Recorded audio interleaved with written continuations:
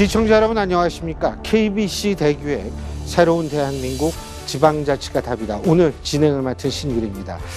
2024년 새해가 분명히 밝았습니다. 하지만 대한민국의 전망 밝지만은 못합니다. 고물가에 고금리에 고환율에 이어서 이제는 저성장까지 이른바 사중고의 복합 위기가 닥치면서 우리 경제의 불확실성 굉장히 커지고 있죠.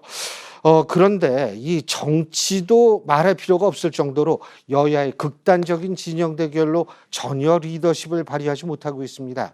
KBC 광주방송은 우리가 마주한 이런 사회, 경제, 정치적 난관을 돌파할 수 있는 방안들을 우리 시대의 리더들, 우리 사회의 리더들과 함께 논의해보는 시간을 마련했습니다. 오늘 토론은 1부와 2부로 나눠서 진행이 될 텐데요. 먼저 토론할 1부의 주제 저희가 준비한 영상으로 만나보시죠.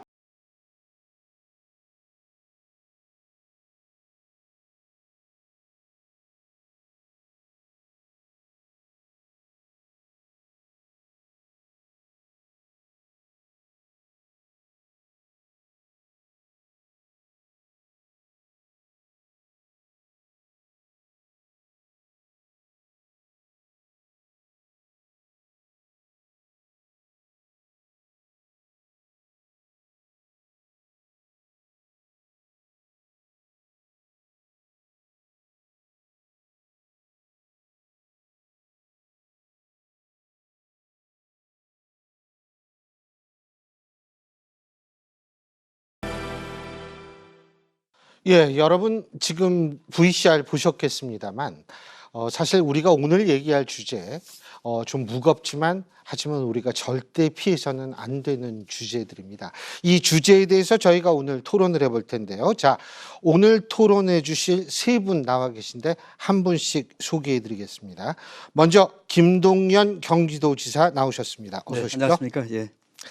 예, 그리고 박형준 부산광역시장이십니다. 안녕하십니까. 안녕하세요. 네. 예, 그리고 김영록 전라남도 지사십니다. 어서 오십시오. 네, 반갑습니다. 예. 뭐 이 세 분 모이시기가 이게 쉽지가 않을 텐데 이렇게 모여주시니까 제가 마치 무슨 대단한 사람이 된 것 같다는 느낌이 듭니다. 저희 셋이 다 이런저런 인연도 많고 아주 가까운 또 서로 존경하는 사이들입니다. 아이고, 그 잘 됐습니다. 네. 진짜 이런 문제 얘기할 때는 진짜 같이 머리를 맞대야 되는데 자, 우리가 첫 번째 주제부터 제가 말씀을 드리겠습니다. 이게 뭐냐면 지방소멸 위기에 관한 문제거든요. 근데 사실 많은 분들이 각 지역에 있어서 이 지방소멸 위기가 얼만큼 체감하고 있는 위기가 얼만큼 심각하고 예를 들면 인구 감소가 얼만큼 심각한지 잘 모르니까 일단 우리 시도지사님들이 여기 나와 계시니까 말씀을 해주시죠. 단 제가 말씀을 드리겠습니다만 뭐 누구 이렇게 물어보지 않고 자유롭게 그냥 토론해 주시면 됩니다. 자, 누구부터 말씀? 제가 말씀드릴게요. 예. 왜냐하면은 예. 그 지방 소멸 인구 감소가 가장 심각한 지역이 전라남도입니다.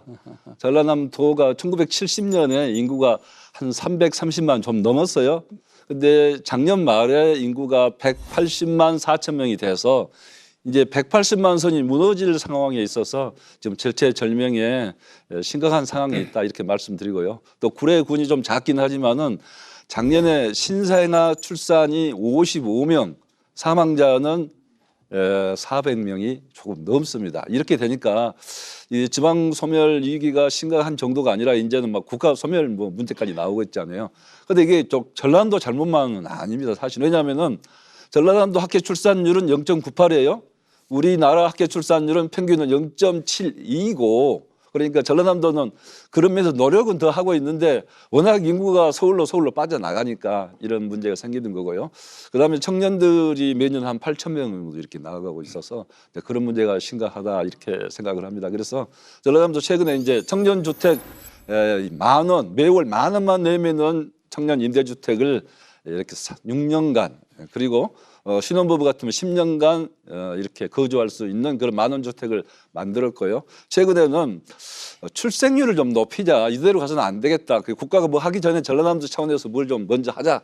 이렇게 해서 전라남도 출생수당 10만 원, 시군 출생수당 10만 원에 대해서 20만 원씩 올해 태어난 아이부터는 매월 20만 원씩 출생수당을 0세에서 17세까지 지급하는 것으로 이렇게 했습니다. 선진국들 또 독일이랄지 이런 나라들도 이렇게 수생수당을 대체로 20만 원 내지 30만 원 주고 있어서 그렇게 정말 그 모든 노력을 이제 다 해야 될 때가 왔다. 국가가 그리고 빨리 이 문제도 나서야 된다. 이렇게 저는 생각을 하고 있습니다.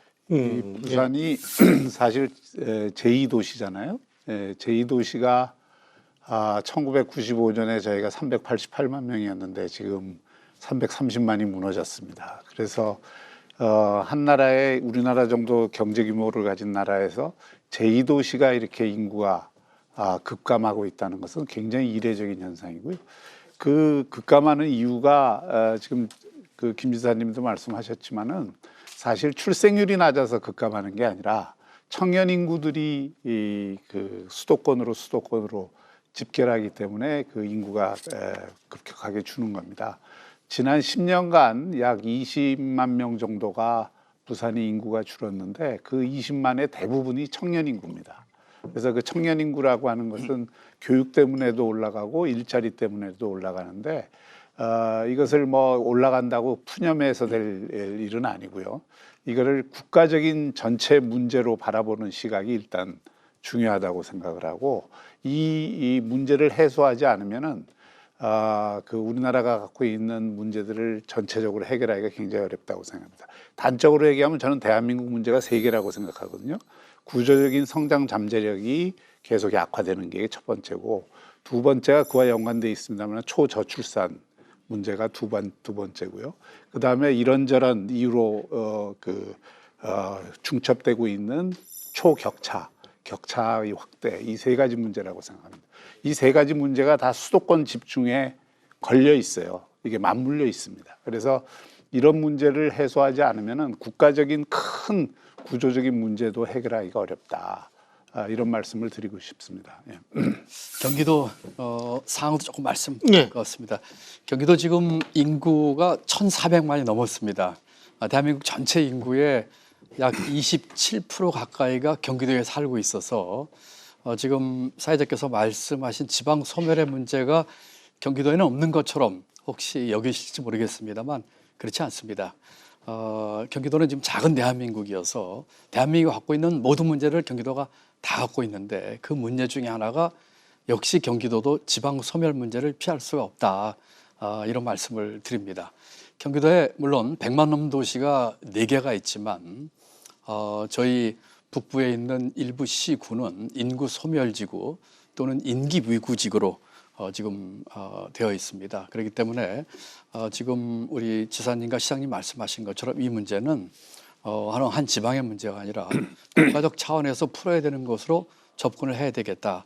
그리고 경기도 역시 이 문제를 풀기 위해서 도정에서 많은 역점을 두면서 이 지방 소멸 문제를 해결하기 위해서 애를 쓰고 있다. 이렇게 말씀을 드립니다. 뭐 지금 아까 만원 청년 주택 말씀도 하시고 이랬는데 저는 사실 이거 잘 뭐 이 전문 분야가 아니라 잘 모르는데 뭐 생활 인구 이런 게 있다고 그러더라고요.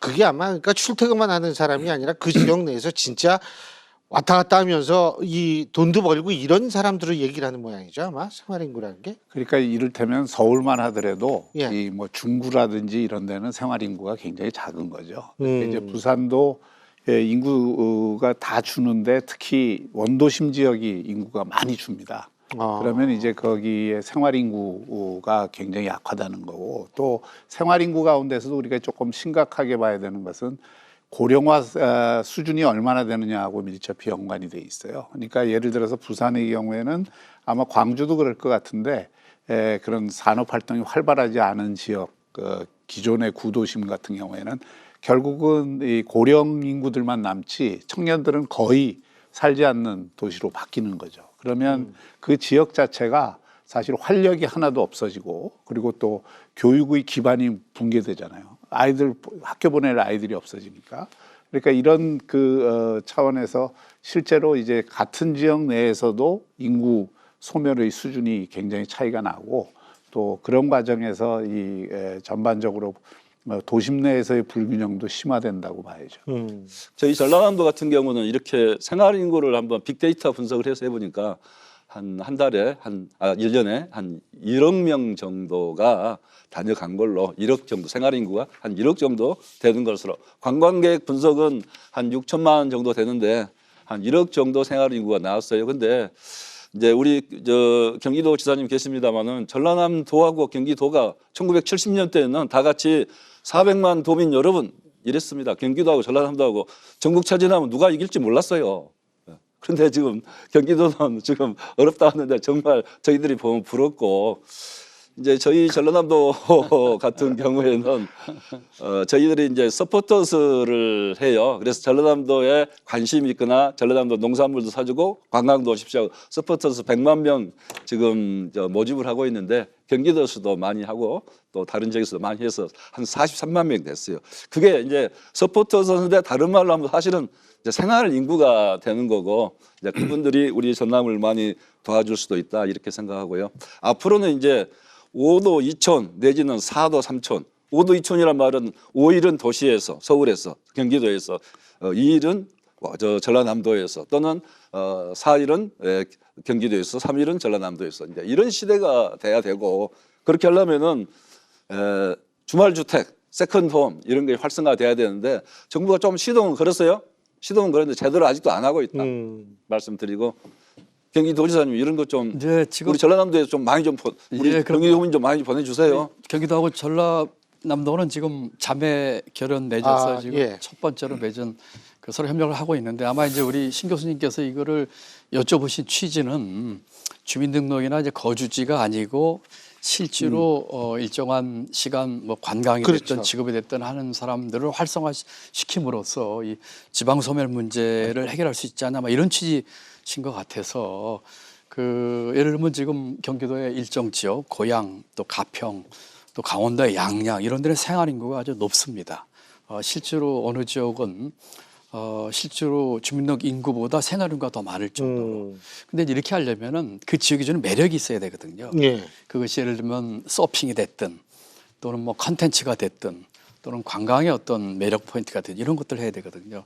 다시 말씀드리면은 생활 인구를 활성화시켜서 이 같은 문제를 전국적으로 풀기 위해서는 지역의 다양성 또 다양성에 맞는 지원과 또 발전 이런 것들이 골고루 돼야지 일률철편적으로 이렇게 지역이 개발되는 것이 아니고 그래서 저희 경기도든 부산이든 전라남도든 각각의 지역에 맞게끔 매력을 만들고 컨텐츠를 만들고 소프트웨어를 만들고 볼거리, 먹을거리, 또 즐길거리를 만드는 그런 것들이 중요한 것 같습니다. 경기도도 많이 노력하고 그러니까 물론 뭐 우리 전남이나 부산도 많이 애를 쓰고 계신 걸 알고 있는데 그런 것들이 전국적으로 이루어져서 우리 전 국토가 정말 다양하고 또 많은 사람들의 그 수요를 충족시킬 수 있는 그런 발전이 이루어지도록 신경을 써야 될 것 같습니다. 근데 이제 우리 지사님 말씀이 맞는데 사실은 이게 일종의 기울어진 운동장이거든요. 그리고 이게 막대가 한쪽으로 지금 이렇게 구부러져 있기 때문에 찔끔찔끔 정책을 써갖고 지금 이 문제를 바로잡기가 굉장히 어렵습니다. 그러니까 구조적인 흐름이 이미 지역의 대부분 지역에서 청년들이 자라나고 교육을 어느 정도 되면 다 서울로 가야 된다는 이 흐름들이 딱 잡혀 있기 때문에 이걸 안 막지 않는 이상 생활 인구를 조금 뭐 전체적으로 자기 매력을 살려서 많이 오게 한다고 해서 그건 부분적인 해결책은 되겠지만 근원적인 해결책은 안 되고 또 이게 지금까지 최근 한 1, 20년 과정을 보면 이 수도권 집중 현상이 가속화가 일어나고 있어요. 그러니까 이게 이제 큰 정책으로 해결해야 될 것과 작은 정책으로 보완을 해야 될 거를 우리가 조금 구별을 해서 얘기를 할 필요가 있는데 우선은 좀 큰 구조적인 정책들 지금과 같이 수도권 과밀이 일어나면은 이미 이제 경제 그 GDP에 있어서도 수도권이 인구에 비해서 GDP 집중도가 훨씬 지금 높아지고 있거든요. 그 이런 현상들을 바로잡으려면은 사실은 지역의 큰 떡을 나눠주는 게 아니라 떡시루를 만들어주려는 정책이 필요합니다. 그래서 실제로 광주가 됐든 부산이 됐든 또는 대구가 됐든 대전이 됐든 그런 쪽에서 그런 어떤 자기 특성화 발전을 할 수 있는 아주 그 큰 이 구조적인 그 역량을 강화하는 그런 장치가 마련이 되지 않은 상태에서 지금 뭐 여러 가지 지역 소멸을 막기 위한 여러 가지 그 작은 정책들을 써도 그 효과는 굉장히 제한적일 수밖에 없다는 거죠. 그러니까 지금 말씀이 이게 국토균형 발전 뭐 이 역대 정권 다 얘기를 했는데 이게 그런 한계가 있어가지고 이게 제대로 여태까지도 맨날 구호성으로만 그친다 이런 말씀이신 것 같은데요. 우리 박 시장님께서 정확한 얘기를 해주셨다고 저는 생각합니다. 그렇습니다. 이 생활 인구를 활성화하는 것도 하나의 방법이 될 수 있지만 이 큰 틀을 바꿔야 되는 거죠. 그런데 지금 최근에 이렇게 보면은 그 대통령이 부산에 가서 또 지역에 가서 지방시대를 부르짖었어요. 그런데 지금 여당의 그 비대위원장은 지금 경기도 일부 시를 서울에 편입하는 메가시티죠. 서울 메가시티를 예. 얘기를 하고 있어요. 이런 것들을 보면서 정말 안타깝고 개탄스럽습니다. 이 주제가 지금 우리가 지난 수십 년 동안 견제했던 국토균형 발전, 그 다음에 서울 일극 체제의 해체 또는 부울경이 됐던 전남 또 호남권이 됐던 이 다국화 시대를 우리가 주장을 하고 있는데 지금 선거 앞두고 지금 일부 서울 인근의 시군을 지금 서울로 편입하는 메가시티 얘기를 하고 있거든요. 그리고 어떤 이 국가 발전 방향에 대한 변견과 비전도 없이 구체적인 내용도 없이 선거 앞두고 이런 것들을 하고 있는데 이런 것이야말로 정말 지방 시대에 역행하는 그야말로 커다란 잘못들입니다. 마치 부산 가는 기차 타면서 서울 가겠다고 하는 것과 똑같은 얘기거든요. 그래서 여러 차례 우리 두 분 시장님, 지사님도 지적을 하셨지만 국가 전체적으로 이 문제를 어떻게 끌고 갈 것인지 그리고 찔끔찔끔이 아니라 큰 방향에서 어떻게 할 것인지에 대한 입장을 분명히 하고 적어도 정치인들이 선거 앞두고 이것을 선거 구호로 그저 그냥 그 헛 공약 또는 선심성 공약 또는 어떻게 보면 사기치는 것이죠. 과거에 뉴턴 공약이 똑같았거든요. 그런 것부터 좀 시정을 했으면 좋겠고 그러면서 지금 우리 신 교수님 말씀하신 생활 인구라든지 이런 것도 이제 함께 늘려나가면서 하는 이런 것들이 있어야 된다고 생각합니다. 지금 메가시티 문제 말씀하셨는데 이 뭐 부산도 부울경 메가시티 지금 나오고 있고 이 전남 같은 경우에도 이 남해안 이 벨트 문제 있지 않습니까? 그죠?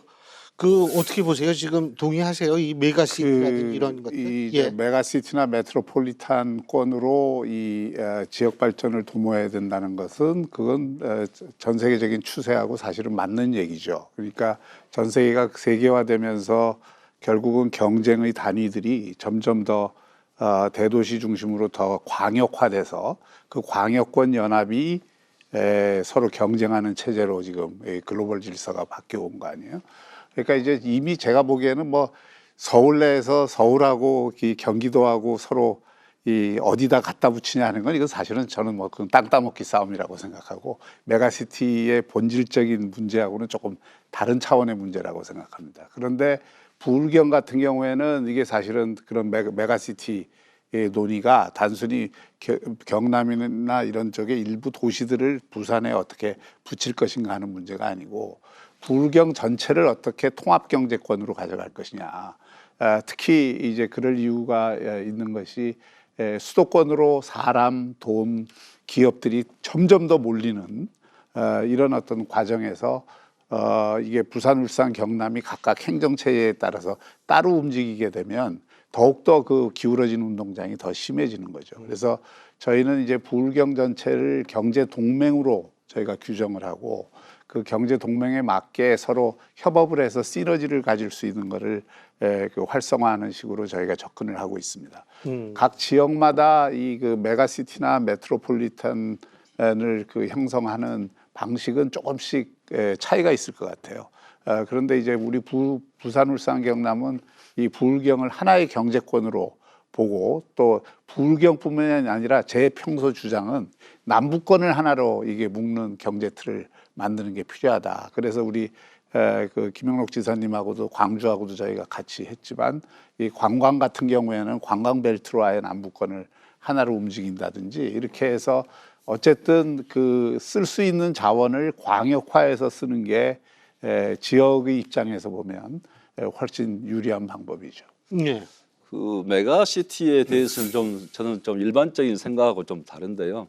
메가시티는 결국은 어떤 뭐 합쳐서 새로운 도시를 만든다는 그런 개념으로 사실 외국에서 이해되지 않고 대체로 서로 도시들이 기능적으로 서로 역할을 잘 이렇게 상생적으로 해서 그 경제의 시너지 효과를 높이고 교통망을 연계하고 이런 것이거든요.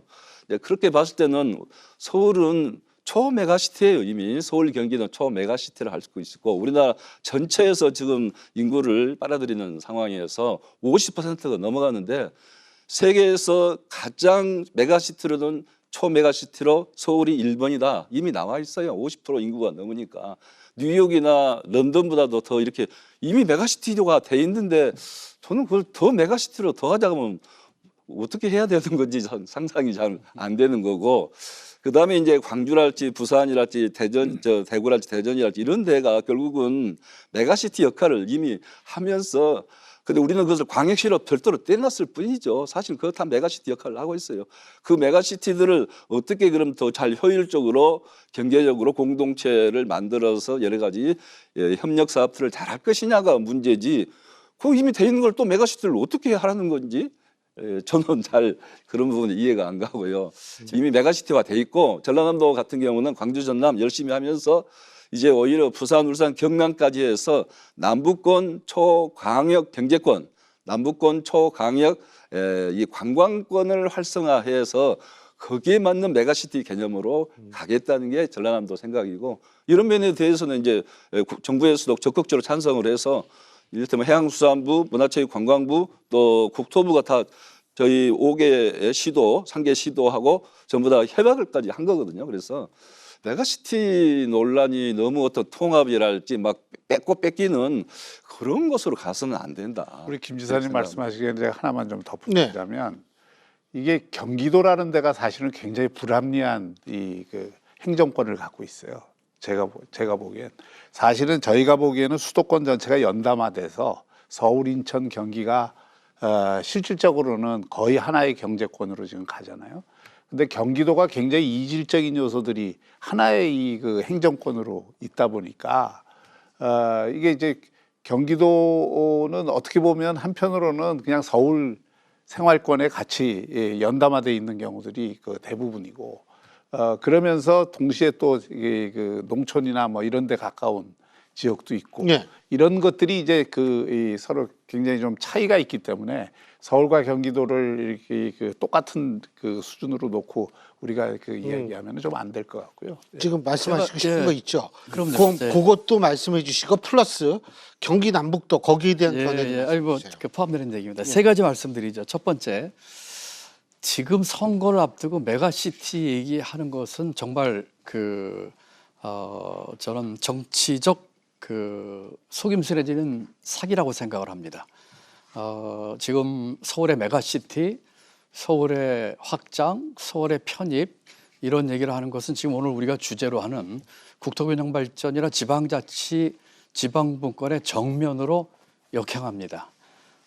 총선 앞두고 이와 같은 서울 편입 얘기하는 것은 정말로 잘못됐다는 걸 다시 한번 지적을 안 할 수가 없고요. 두 번째로 메가시티 얘기인데 저희는 지금 그 서울 1극화가 아니라 5극화 얘기를 했습니다. 그러면 수도권과 또 부산, 경남, 광주, 호남, 또 충청, 그다음에 대구, 경북 이렇게 얘기를 했습니다. 이 5개의 예를 들어서 메가시티 권역을 얘기를 하면은 특색이 다를 겁니다. 그러면은 이 중에서 예를 들면은 부산이라고 하면은 부산을 중심으로 한 산업과 관광과 중심을 만들고 그 인근의 중소도시가 함께 이렇게 연계하는 것을 만들고 또 중소도시 바깥에 있는 농촌과의 연결을 만들고 어촌도 마찬가지죠. 이런 메가시티가 전국적으로 만들어져서 각각의 경쟁력과 다양성과 특성을 갖게끔 하는 것이 메가시티의 본래의 취지라고 생각을 합니다. 그런 면에서 지금 서울 메가시티 얘기하는 것은 오늘 이 주제에 정면을 역행할 뿐만 아니라 대한민국이 이제까지 끌고 왔던 국가 비전, 정책 방향과 정말 다르다는 얘기를 하고요. 세 번째로 지금 말씀하신 것처럼 경기도가 지금 인구가 1,400만입니다. 경기도 북부에 인구가 지금 360만이 넘었습니다. 대한민국에서 인구가 세 번째, 네 번째로 많은 광역시와 도가 부산시와 경상남도입니다. 330만 정도 되는 걸로 알고 있습니다. 그렇다면은 이 경기 북도는 지금 360만이 넘는 인구에 또 오랫동안 잘 보존된 환경 생태계, 그렇지만 중첩된 규제로 발전하지 못하는 문제를 갖고 있습니다. 지금 경기도는 지금 경기 북부특별자치도를 예. 주장하고 있는데 저희가 갖고 있는 기득권을 내놓으면서까지 예. 지사로서 여러 사람이 여기에 대한 공약을 했지만 제가 최초로 제 기득권 내려놓고 경기 북부특별자치도를 만들겠다고 했는데 이것은 국토균형 발전과 지방 분권의 적극 부응함과 동시에 경기 북부를 발전시켜서 대한민국을 발전시켰다는 비전입니다. 예. 그런데 이것조차도 지금 정치판에서 이 진흙탕 속에 집어넣고 지금 저희는 2년 동안 또 오랫동안 주장해오고 준비해온 것들을 불과 며칠 만에 선거에 공약으로 전임 당대표나 비대위원장이 얘기하고 있는 것은 정말 개탄스럽습니다. 만약에 여기에 대한 생각이 있다면 예. 이미 경기도가 다 준비를 해서 지난 9월 달에 주민투표까지 요청을 했는데 중앙정부에서 이런 방법 답이 없어요. 그렇게 하면 할 수 있는 문제죠. 그리고 저희는 경기 북부특별자치도의 신설을 통해서 경기도뿐만이 아니라 전국 전체를 발전시키려는 비전을 갖고 있고 또 도움을 주려고 하는 생각까지 갖고 있다는 말씀을 드리면서 예. 이와 같이 정치 일정 앞두고 하는 그야말로 이 국민을 현혹시키는 이런 것들이 이제 정치 행태에서 좀 없어졌으면 좋겠다 이런 말씀을 드립니다. 알겠습니다. 하실 말씀 있죠? 간단하게 해주십시오. 그 메가시티를 이야기하면은 이 도랄지 농촌 지역은 굉장히 소외감을 많이 느낍니다. 왜냐하면은 전라남도 GDP가 88조예요. 예. 그중에 21조가 여기에 유출이 되는데 경기도나 서울 같은 데는 여기에 유입이 40조 대 30조, 여기에 유입이 많거든요. 전라남도 88조 중에서 21조가 여기에 유출이 안 되고 자체 선순환 하게 되면 얼마나 경기에 도움이 되겠어요. 여기에 유출이 주로 어디로 되냐? 수도권 내지는 광주광역시. 그러니까 네. 뺏기고 어려운 이 지역에 대해서는 뭔가 활성화시켜줄 수 있는 알겠습니다. 그게 필요한데 메가시티 자꾸만 더 뭐 이렇게 해서 한 곳에 모아준다 하니까 예. 얼마나 저희들은 서운합니까? 알겠습니다. 자, 지금 쭉 세 분 시도지사 분들의 말씀을 들었는데요. 가장 중요한 건 시민들 지금 지방 소멸 위기 어떻게 체감하고 있는가 이게 중요하겠죠. 저희가 화면으로 구성해 보는데요. 함께 보시죠. 또 좋은 직장을 얻으려면 올라가서 다양한 사람들과 경험을 쌓는 게 중요하기 때문에 좀 다들 서울 수도권 쪽으로 가고 싶어하는 것 같습니다. 열심히 찾아보니까 제가 마음에 들거나 이것 좀 해보고 싶다라고 하는 직업들은 다 경기도 쪽이나 수도권 쪽에 있더라고요. 뭐로 가도 서울이라고 다들 서울에서만 하려고 하는 것 때문에 좀 도태되고 있지 않나 지방들이. 네. 지역의 양질의 일자리라고 했을 때 취업할 의향은 있습니다. 여러 교육이나 의료 방면, 다양한 정보 측면에서도 차이가 수준적으로 많이 나기 때문에 서울에 이렇게 시설 같은 게 더 많아요. 애기들 보는 도서관도 많고 하는데 광주에는 그런 게 조금 더 부족한 것 같아요. 거의 피켓팅이라고 할 정도로 1분 만에 모든 예약이 끝나서 아침에 새벽에 줄 서는 것도 너무 힘들기도 하고요. 좀 크게 아팠을 때도 이제 그런 문제 때문에 이제 서울까지 가야 된다는 그런 부담감도 좀 있는 게 사실인 것 같아요. 예, 지금 시민들의 얘기 이게 사실 제일 중요하죠. 이분들의 얘기를 들었는데 지금 우리가 얘기한 거하고 이제 조금 아까 잠깐 어떤 분이 말씀하셨는지 기억이 잘 안 납니다만 이 윤석열 정부의 지방자치 정책에 대해서 좀 비판을 해주셨는데 윤석열 정부가 뭐 1차 지방시대 종합계획 뭐 이런 것도 수립하고 했다고 하는데 이 윤석열 정부에 있어서의 어떤 그런 지방 정책 이게 좀 변화가 있다고 보십니까? 그건 제가 조금 말씀드릴게요. 우선 제가 이제 저희가 보기에는 우리 김 지사님은 지사의 입장이기 때문에 이제 메가시티에 대해서 굉장히 붕괴를 하고 있는 거 이해를 합니다만은 서울 얘기를 하는 거지 뭐 다른 예. 아니 근데 이게 이제 저희가 보기에는 그게 부자직 간에 이 땅 좀 더 갖겠다는 싸움처럼 비친다고요, 사실. 부산도 부자 아니에요? 전혀 그렇지 않습니다. 부산도 부자예요, 부자인데 전라남도 놔두고 자꾸 이야기하니까 제가 그러니까 이제 그렇게 아니 이거는 싸움 문제가 아니고 알겠습니다. 국가의 기본적인 그러니까 그거는 뭐 방향에 그것대로 대한 또 얘기죠. 이게 네. 토론이 필요한 주제고요. 근데 이제 지방 시대 전략을 지금 말씀하셔서 그런 건데 과거 정부 어느 정부나 다 국가균형 발전하겠다고 했습니다. 그런데 실제로 그 효과가 별로 없었어요.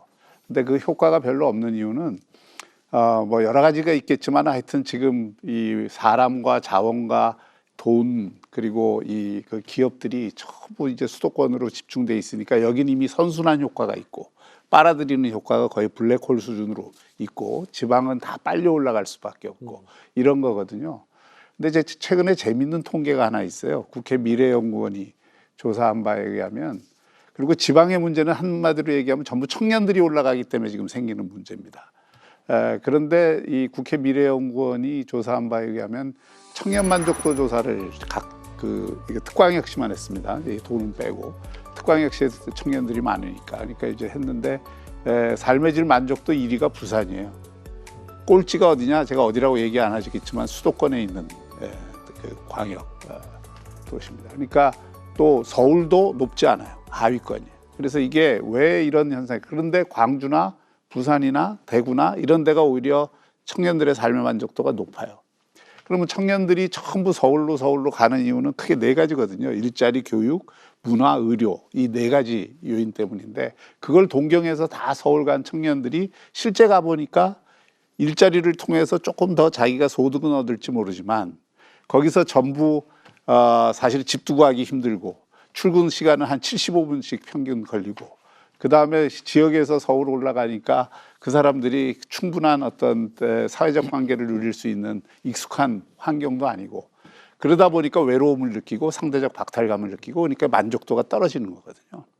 이게 국가적으로 굉장히 큰 문제입니다. 왜냐하면 지역은 지역대로 청년을 잃어서 문제고 청년을 다 끌어모은 그 서울과 수도권은 그 청년들을 만족시키지 못하고 결국 그런 환경에 있으니까 결혼도 늦어지고 아이도 못 놓게 되고 출산율이 서울이 전 세계 역사상 최고 꼴찌가 되는 거거든요.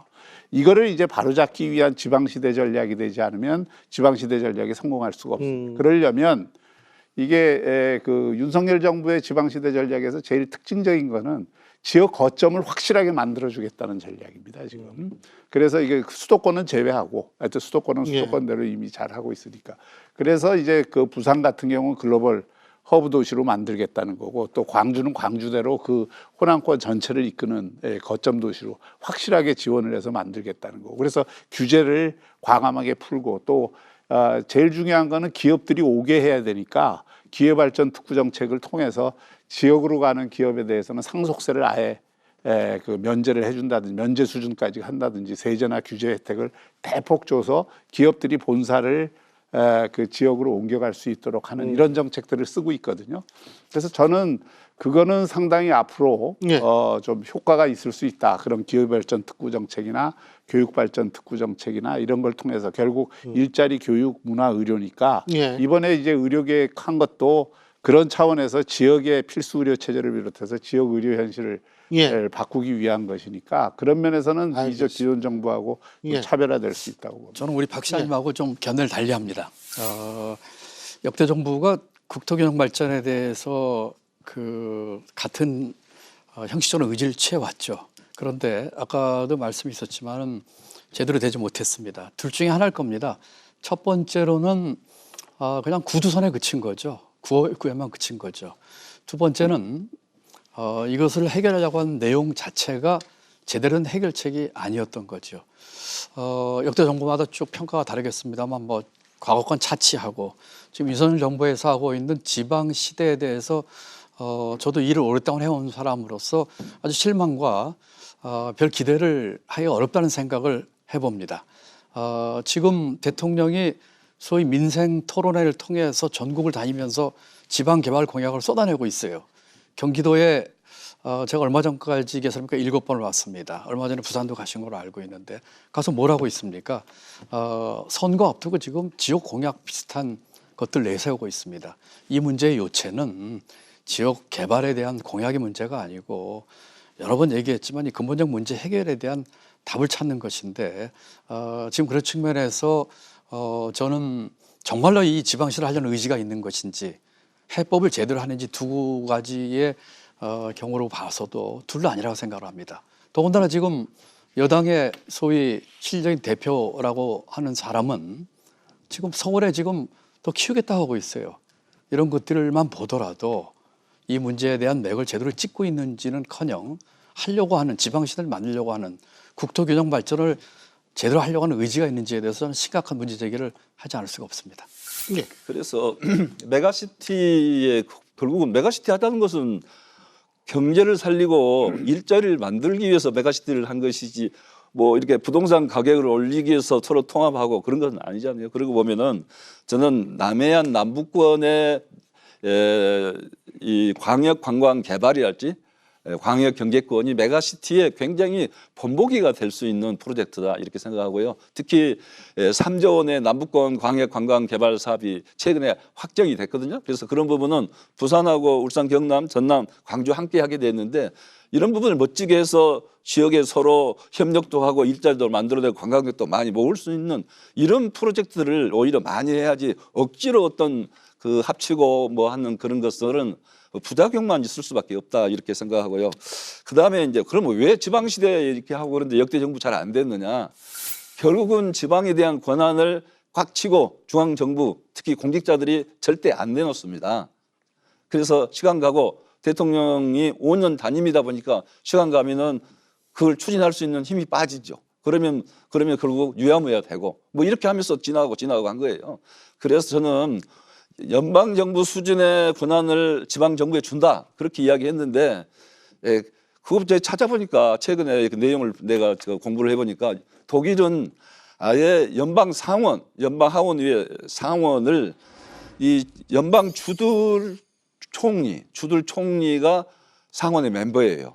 그다음에 그 주장관들 전부 주 장관들이 상원의 멤버. 그래서 연방 의원들이 뭘 하려고 해도 지방자치의 뜻에 어긋나거나 또 지방 살리기에 어긋나면은 스톱시킵니다. 우리도 그 정도 가지 않으면은 절대 중앙에서 지고 있는 것들을 놓을 수가 없는 것이고 근본적인 정말 양원제로 바꿔야 된다. 그죠? 그렇죠. 그 상원을 예. 지역 대표성을 갖는 양원으로 바꿔서 예. 지역을 함부로 하게 되면은 법안이고 제도고 노 할 수 있는 권한이 주어져야 된다. 알겠습니다. 지금 그 점에 대해서 예, 조금 간단하게 해주세요. 간단하게 해야 되나요? 예. 아니 그러면 하시고 싶은 말씀 하시고 제가 이거 여쭤볼게요. 투자 뭐 사실 이게 돈 문제 아니에요? 기업 유치하고 뭐 투자 유치하고 이런 거니까 함께 말씀해 주시면 돼요. 아니 우리 김동연 지사님이 이제 메가시티 때문에 화가 많이 나신 거는 이해를 합니다. 그런데 그것 때문에 시장님, 균형 발전 시장님, 문제를 화난 거 아니에요. 알았습니다. 화난 게 아니고 잘못된 걸 지적하는 거죠. 화를 몰고 가시면 그걸 안 갖고 돼요. 지금 균형 발전 정책 전체를 그것 때문에 잘못됐다라든지 이렇게 얘기하는 건 조금 균형 감각에 저는 문제가 있는 것 같고요. 그러니까 그런 차원으로 얘기를 할 게 아니고 정말 이게 그 지금 수도권 이 집중 문제를 해소하기 위해서 저희가 시도지사 협의회라는 걸 통해 갖고 이게 들어오는 그 지역이 절실하게 원하는 현안들 이런 거를 대통령이 가서 그 현안들을 해결하는데 그 현안에 대해서 어떤 긍정적인 답을 그 각 지역마다 줄 때 그 지역에서는 그거는 굉장히 새로운 변화를 이끌 수 있는 계기거든요. 그것 자체를 전부 총선 뭐 앞두고 선거 그 행동한다고 해서 비판을 하면 그런 기회라도 아니면은 지역은 사실 자기가 원하는 정책들을 관찰을 하기가 굉장히 어려운 거예요. 그래서 그런 면에서 저는 지금 그 지역별로 그동안 안 되던 것, 예를 들어서 울산 같은 경우에는 그 도심 한가운데를 가로지르고 있는 그린벨트 때문에 도시가 완전히 그 개발이 제한이 돼 있었거든요. 그런 것들을 이번 기회에 해소하는 기회로 민생 토론회를 하고 있는 거는 저는 그걸 비판해서는 안 된다고 생각을 하고요. 부산도 마찬가지입니다. 부산이 지금 제일 절실하게 원하는 게 이게 대한민국이 그 서울과 수도권이라는 한 축이 있으면은 부산도 남부권의 한 축으로서의 허브 도시가 돼야 되는데 그 허브 도시가 되려면은 정말 부산이 홍콩이나 싱가포르, 두바이에 걸맞는 그런 국제 자유 도시가 될 수 있는 여건을 만들어야 됩니다. 그걸 위해서 저희가 허브 도시 특별법을 저희가 제안을 하고 있는데 그런 것들을 이제 적극적으로 해야 된다고 그 정부가 하는 것은 저는 그거는 정부로서 해야 될 마땅히 일이라고 생각을 하죠. 예. 알겠습니다. 저 투자 얘기도 좀 하고 예. 얘기도 할까요? 예. 예. 지금 우리 박 시장님 이게요, 뭐 메가시티가 보니까 늪이에요. 이게 빠져나오지 못하는 것 같아요. 아니 제가 잠깐만요. 말씀하신다고 그랬으니까 메가시티는 아니, 우리 지방에서 보면은 정말 지방은 예. 안 살리고 자꾸 도시만 살린다. 알겠습니다. 자꾸 두 분이 메가시티 이야기만 하니까. 예, 예. 지금 그러니까 이게- 투자 얘기하실 이게 거예요. 저는 예, 예. 자, 투자 오해가 얘기도 느끼죠. 하고. 메가시티 이야기만 하면 우리 되겠어요. 저도 하고 싶다. 알겠습니다. 메가시티가 예, 아니라 말씀하세요. 예, 지역을 예. 살리는 이야기 아니, 하자 이거. 맞아요. 지역을 살리는 자, 거. 이제 뭐 우리 투자 저- 얘기 좀 해주시죠. 예, 우리 박 시장님 얘기에도 짧게 코멘트하고 제가 투자 얘기를 좀 하죠. 하나 것도 없고요. 개탄스럽습니다. 그렇게 자주 올 것 같으면 경기도에 한 달에 7번 오시는데 평소에 자주 오십시오. 그리고 같이 의논해 주세요. 그리고 이미 그 북부특별자치도 저희가 작년 9월에 총리까지 만나가지고 주민투표하자고 얘기하면서 1년 반 동안 저희가 비전, 정책, 토론회, 도의회 결의 다 거쳤어요. 그런데 지금 와가지고 그렇게 하는 것이 너무 이제 속이 빤하기 때문에 화날 것도 없고요. 한심스럽고 개탄스럽다는 말씀이지요. 그리고 지금 말씀하신 지역개발 이런 거 다 틀린 얘기 아닙니다. 그런 거 우리 지방정부하고 협의해가지고 하십시오. 우리 그다음에 전남 지사님께서 규제 얘기를 하셨는데 정확한 얘기세요.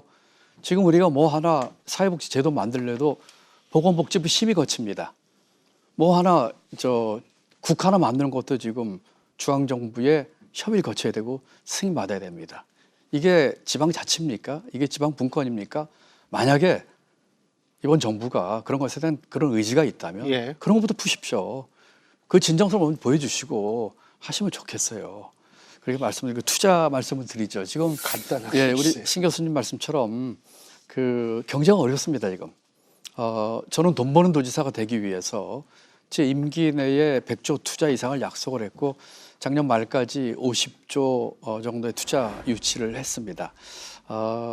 대내외 투자죠. 이런 투자 유치하면서 경기도의 발전 가능성과 잠재력도 있지만 이 도의 도정을 책임지고 있는 지도자의 비전과 정책 방향 또 국제 관계에 있어서의 그동안의 네트워크 이런 것들이 크게 작용을 했다고 생각을 합니다.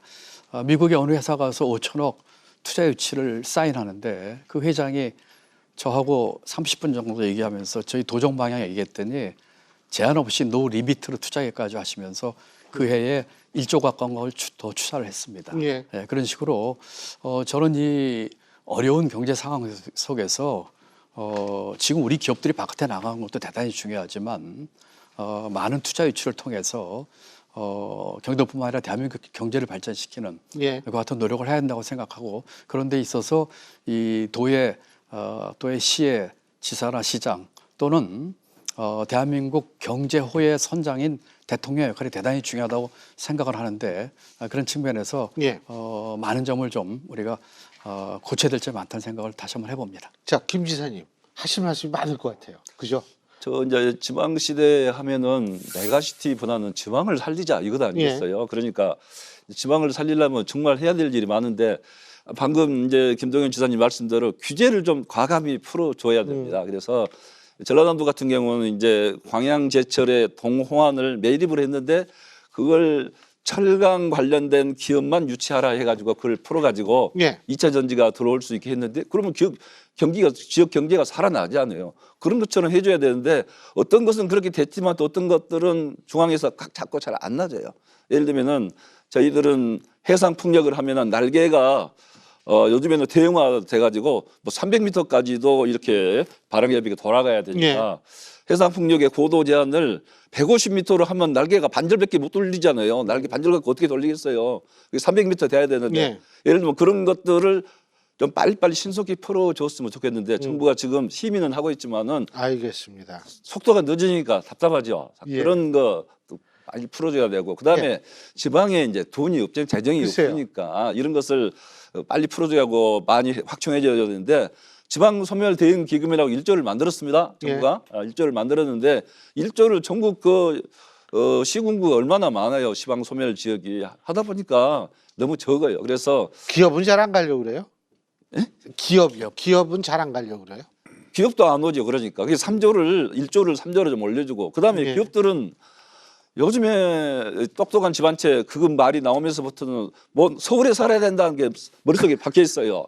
그래서 요즘에 이제 그게 아니라고 많이들 조금 알려지긴 했는데 그다음에 이제 젊은 분들이 지방을 싫어해서 회사가 지방으로 못 오는 과감하게 교육 여건 해주고 저희 같은 경우는 국립국가대학 유치해서 그 지역에 보건 문제, 의료 문제를 해결해주고 그 문제 우리가 또 2부에서 얘기하겠습니다. 예, 그렇게 하면은 이 지방이 살아날 수 있는 여러 가지 예. 길이 있습니다. 그래서 메가시티도 중요하지만은 지방 살리고 지방 소멸 극복하는 거, 또 출생률 올리는 거 예. 굉장히 급하다 하는 말씀드립니다. 그 투자와 관련해서 2분 내로 끝내주시죠. 예, 투자와 관련해서 그 경기도가 굉장히 많은 투자를 한 것에 대해서 정말 축하드리고 부럽기도 한데 사실 지역에서 이 똑같은 돈을 투자하더라도 투자를 받더라도 지역이 한 10배 정도가 힘듭니다. 저도 제가 그 취임하기 전보다 지금 10배 이상 투자를 지금 유치를 하고 있고 금년에는 그 이상 투자를 유치하는데 이 투자 유치하는데 결국 제일 중요한 거는 지역에 인재가 있느냐 없느냐 이게 제일 중요하거든요. 좋은 기업들을 데리고 오려면 이게 닭이 먼저냐 달걀이 먼저냐의 문제일 수도 있지만 사실은 지역의 청년들이 좋은 인재들이 자꾸 수도권으로 떠나기 때문에 하는 문제예요. 그래서 이 청년들이 지역에서 붙박에서 새로운 기업을 유치를 해올 때 그들이 인재 양성으로서 그들이 원하는 일자리를 얻을 수 있느냐가 관건인데요. 그런 점에서 이제 지역의 과감한 규제 개혁을 비롯해서 교육 분야에서 인재 양성을 할 수 있는 기회를 지역에 대폭 확대를 해주는 게 대단히 중요하다고 생각합니다. 예. 그래서 지방 투자 보조금이라는 게 있는데요. 예. 지방 투자 보조금. 지방에다 공장 짓고 회사 유치하면은 국가도 대폭 좀 지원해 줘야 됩니다. 최근에 반도체 유치하려고 기업 유치하려는데 일본은 1조를 주겠다고 했대요. 1조를. 근데 우리 전라남도는 조례상은 1,000억이에요. 1,000억인데 국가가 좀 이럴 때 과감하게 조치를 하면은 저희들도 유치하는 데 도움이 많이 되냐. 과감하게 조치라는 거 예를 들면 돈을 많이 일본은 1조를 지원하겠다. 지방 투자 보조금으로 이렇게 하기 때문에 이제 이런 면에서 과감한 지방에 대한 투자, 재정 확충, 또 그 인력 보강할 수 있는 그런 여러 가지 교육 여건, 또 의료 보건 이런 것들을 세트로 좀 해줘야 됩니다. 김동연 지사님 30초 동안 하실 말씀 있으십니까? 지금 이제 그 중앙 정부의 지방 재정에 대한 지원을 얘기하셨습니다. 거기는 여러 가지가 있겠죠. 예를 들면은 지금 정부가 지금 이번 재정 정책에 있어서 긴축 정책을 쓰고 있습니다. 물가 상승률에도 못 미치는 재정 증가율 기록하고 있고 세수가 지금 60조 정도 가까이 결손나면서 지방에 오는 돈도 줄어들고 있습니다. 그런데 이와 같은 상황에서 정부가 재정 정책을 소극적이고 긴축적으로 운영하는 것에 대해서 지방에 있는 지사로서 대단한 우려를 갖지 않을 수가 없어서 우리 김사님 말씀에 보태서 한 말씀 드립니다. 예, 고맙습니다. 이게 좀 딱딱한 주제인 것 같은데 저는 너무너무 재밌게 들었습니다. 시간이 어떻게 흘렀는지 모르겠는데요. 자, 이 지방 소멸 위기 여기에 대한 토론 1부 순서는 여기서 마치고요. 잠시 뒤 2부에서 저희가 지방 문제에 대해서 또 다른 테마로 얘기해 보도록 하겠습니다. 잠시 후에 뵙죠.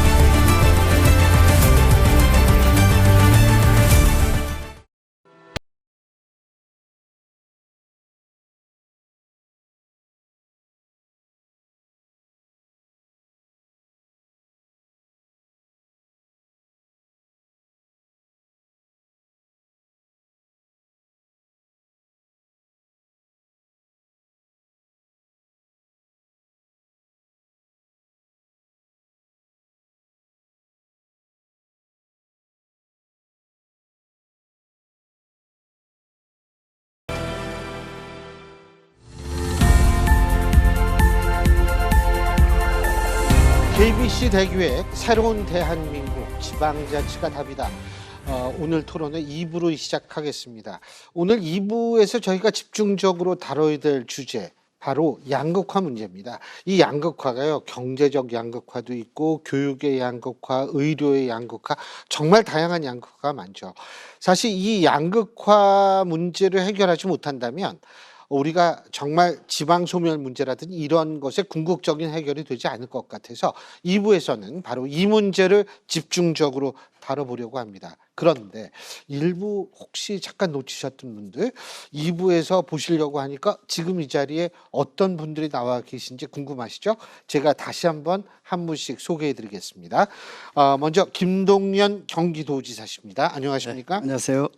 예, 그리고 박형준 부산광역시장이십니다. 안녕하십니까? 그리고 김영록 전라남도지사 나와 계십니다. 예, 반갑습니다. 예. 이게 1부, 2부로 나뉘면 이렇게 또 기분이 새로워지죠. 이렇게 예. 인사를 다시 하면. 예.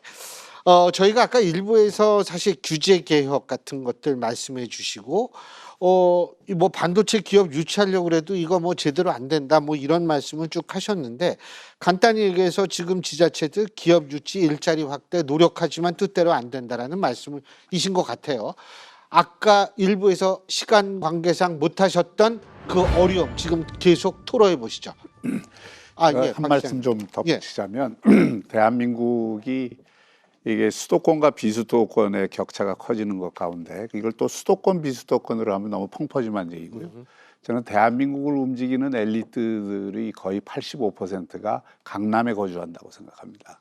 그러니까 우리나라 사회가 어떻게 보면 강남 감각이 지배하는 사회예요. 근데 이거를 자신의 문제를 이 그 감각의 세계를 벗어나서 이해하기가 굉장히 어렵습니다. 그렇기 때문에 아무리 서울에 있는 분들이 또 중앙에 그런 의미에서 중앙정부 관료들이나 또 우리 사회를 움직이는 언론이나 학계나 또 모든 그 대한민국을 움직이는 분들의 감각 세계는 강남에 꽂혀 있어요. 그러니까 지방의 현실을 억지로 이해한다 그러지만 제가 보면은 제대로 이해하는 분들이 없어요. 그러니까 정책도 다 겉돌고 아까 우리 지사님 말씀하셨듯이 중앙정부 관료들도 지방을 보기를 전부 아기들 보기를처럼 하거든요. 그러니까 지방에 뭐 권한 넘겨주면 사고 칠까 봐. 또 지방에 예산을 더 주면은 거의 지 마음대로 쓸까 봐. 다 이런 식의 관점을 갖고 지방을 보니까 지방이 실제로 이게 떡을 나눠달라는 게 아니고 떡시루를 만들 수 있는 힘을 달라는 거거든요. 지금 이미 지방의 역량이 굉장히 많이 올라갔습니다. 자치한 지 우리가 벌써 30년 가까이 되고 또 지방에도 견제장치 다 있고요. 지방에도 이미 학계나 언론이나 다 역량이 축적돼 있고 정치적으로도 우리가 민주화가 굉장히 많이 진전이 돼 있어요. 지방에 과감하게 권한과 예산을 주더라도 지방이 함부로 못 씁니다. 그리고 지금 지역에 있는 사람들만큼 절실하게 자기 살기 위해서 뛰는 사람들이 어디 있어요. 그러니까 그런 면에서 과거의 지방 균형 발전이나 그 지방 자치가 찔끔찔끔 정책이 되고 결국 효과가 없는 것은 대한민국을 움직이는 이 85%의 강남 감각의 지배 엘리트들이 생각을 바꾸지 않는 이상 저는 사실은 백약이 무효하다고 생각합니다. 강남 감각의 지배 엘리트. 와, 네. 아주 진짜 표현이 수려하십니다. 예. 예. 예, 지금 우리 신 교수님께서 이제 투자 유치 얘기를 하시면서 이제 지방에 갖고 있는 애로들 얘기를 하셨어요. 뭐 저나 우리 부산시장님이나 전남지사님 투자 유치에서 애를 많이 쓰고 계시고 또 성과도 많이 내셨는데 저는 중앙의 역할에 대한 아쉬움을 좀 표현하고 싶습니다. 소위 그 코리아 디스카운트입니다. 코리아 디스카운트인데 제가 여러 곳에서 투자 유치하면서 느끼는 것 중에 하나가 이 코리아 디스카운트 얘기를 많이 합니다. 얼마 전에 대통령도 뭐 그 코리아 디스카운트 얘기하면서 뭐 주식 얘기하고 이랬는데 아마 포인트를 좀 잘못 잡고 있는 것 같아요. 이런 거죠. 첫째로 남북 관계 또 한반도 평화에 있어서의 이 위협 수위가 올라가는 것에 대한 걱정이 많습니다. 그거는 우리가 또 나중에 예, 따로 띄어서 얘기할 예, 겁니다. 두 번째는 외교의 문제입니다. 외교 문제에 있어서 우리는 바깥에서 수출하고 먹고 살한다라고 어느 나라 척지지 않은 관계를 유지하는 균형 잡힌 외교 문제인데 작년에 중국 가서 만났던 최고의 경제 수장하고 솔직한 얘기를 하면서 나눴던 대화를 통해서 왔을 적에 우리 외교 정책의 이 불균형성 또 얼마 전에 유럽 국빈 순방을 불과 나흘 만에 취소하는 일이 있었습니다. 경제는 어떻습니까? 경제 어려운데 경제 정책은 제가 보기에는 거꾸로 가거나 잘못 가고 있습니다. 그다음에 우리 정치는 어떻습니까? 우리 정치에 있어서의 이 난맥상과 이런 것들이 다 합쳐가지고 한국의 그 국가 신인도를 떨어뜨리고 디스카운트 작용을 하고 있거든요. 지방 열심히 하고 있습니다. 아까 다른 우리 김영욱 지사님 말씀하신 것처럼 중앙의 지원도 필요하지만 중앙정부 차원에서 지방의 이러한 노력에 좀 도움이 되게끔 한반도 평화, 외교, 경제, 정치, 사회 갈등 이 점에 있어서 좀 역할을 좀 새롭게 바뀐 모습으로 좀 해줬으면 하는 기대를 가져봅니다. 예, 지사님 할 말이 참 많습니다. 많은데 많으실 것 같아요. 현장을 알고 행정을 해야 된다. 중앙부처 분들이. 그러면 아까 이제 강남 분들 말씀하셨습니다만 강남뿐만 아니라 중앙부처에 있다 보면 바빠요. 나름대로 굉장히 일 열심히 하기 때문에 지방 사정을 사실 잘 모릅니다. 현장을 잘 몰라요. 그래서 예를 들면은 저희들이 이제 그 해상 풍력 열심히 뛰고 있는데 그 해상 풍력의 풍력기가 풍력기 하나 돌아가는 그게 육지에 있는 건 요즘에 한 5메가 정도에 하나가 5메가 정도, 5메가와트. 그러면은 그 권한을 나눠놨어요. 1메가 이하는 시장군수 권한, 1메가에서 3메가는 도지사 권한, 3메가 이상은 산자부 장관 권한 이렇게 나눠놨는데 도지사 권한은 그 해상 풍력기 이런 거 하나도 허가를 할 수가 없는 그런 권한이에요. 예를 들면은 그리고 이제 제가 그 태양광 문제가 있다 이렇게 산발적으로 해서는 안 되고 집단화해서 꼭 필요한 지역에 먼저 고시를 미리 예정지구로 고시를 해서 그런 지역에서 해야 이게 경관도 문제가 없고 너무 산만하게 향해서는 문제가 있다 지적을 해도 안 됩니다. 잘 안 돼요. 그런 것들이. 그리고 그 아까 말한 대로 그 도지사는 권한이 없는 상태고 그래서 이런 거 아무리 중앙에다 건의를 해도 그냥 잘 안 먹혀요. 그래서 이런 게 많이 답답한데 저는 이 현장을 잘 모르는 중앙부처 그래서 민원 처리가 또 어려운 중앙부처 결국은 중앙 권한을 대폭 지방으로 이양을 해야 된다. 우리 김동연 도지사님께서는 부총리 하셨으니까 제 말에 잘 아실 거예요. 부총리 하셨고 근데 지금은 부총리 하실 때하고 지금 도지사니까 생각이 달라졌죠. 중앙부처의 아주 정책을 분명히 생각이 달라졌을 거예요. 김현옥 기자님 말씀이 맞습니다. 그래서 저 모든 권한들을 지방으로 제1선 현장으로 권한을 가능한 줘야 탄력성 있게 거기에 맞게 일을 할 거 아니냐. 또 민원도 처리를 하고 그렇다는 말씀을 다시 한번 관련해서 좀 드리고요. 맥락에서 하나 더 얘기를 하자면 저는 내가 대한민국 다 했는데 그렇죠. 하세요.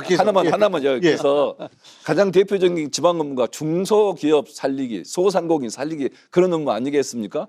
근데 그런 업무까지도 중소벤처기업부, 중소기업청, 또 소상공인진흥공단, 중소기업진흥공단 지방에 다 만들어서 해버리니 도지사는 막 도지사 돈 안 들어가고도 다 해주니까 고맙기는 하지만 아니 대체 나라를 어떻게 행정을 하라고 이렇게 모든 것을 중앙에서 다 해버리면 차라리 그 돈을 지방에 줘서 농림수산부는 그렇게 하거든요. 농림축산식품부 지방에 줘서 지방에서 적절하게 하도록 해야지.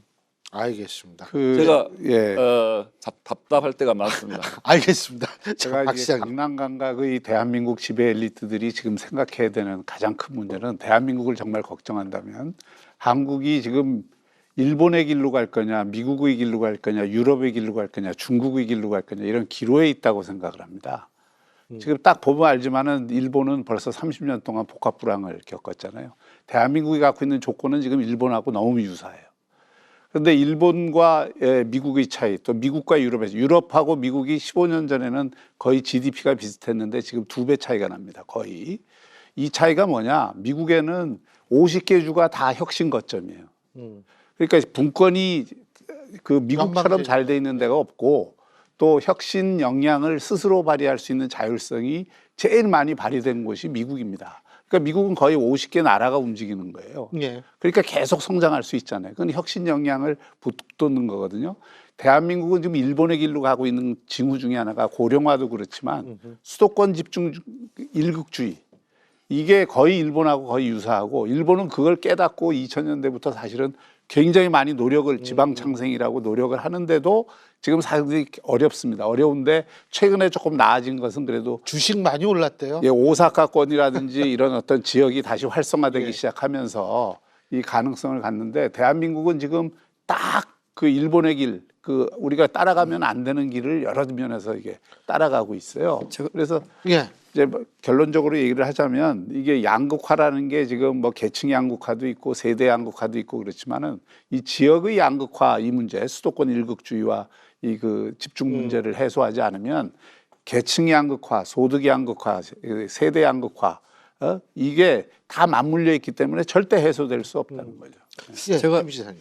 그 양극화를 지금 해야 될지 아니면 우리 김영록 지사님께서는 이제 그 제 중앙정부 경험도 뭐 얘기를 두개 하셨기 다 때문에 하셔도 예 돼요. 그럴까요? 예. 그 우선 우리 김영록 지사님 말씀에 전적으로 공감을 하고요. 우리 김 지사님도 이제 농림부 장관을 하셨기 때문에 중앙 경험이 많으시고 저도 그 경제부총리하고 이제 지사가 됐기 때문에 비교적 중앙과 지방의 입장을 함께 경험한 사람으로서의 그 드리고 싶은 얘기가 있는데 반성부터 하셔야 되는 거 아니에요? 아니 우리 박 시장님도 저 수업 가셨잖아요.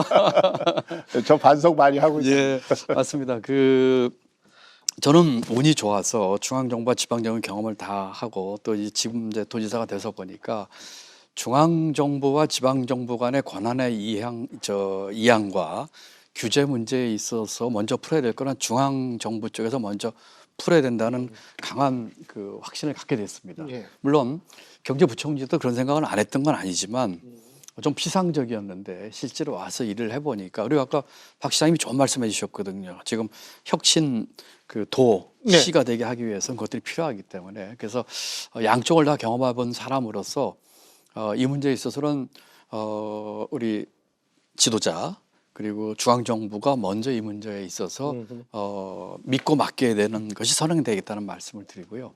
양극화 주제를 꺼내셨으니까 그 아까 말씀드렸던 경제 양극화, 교육 양극화 여러 가지가 있는데 의료. 가장 의료도 있고 가장 심각한 양극화를 하나만 만약 꼽으라면 저는 정치적 양극화를 꼽고 싶습니다.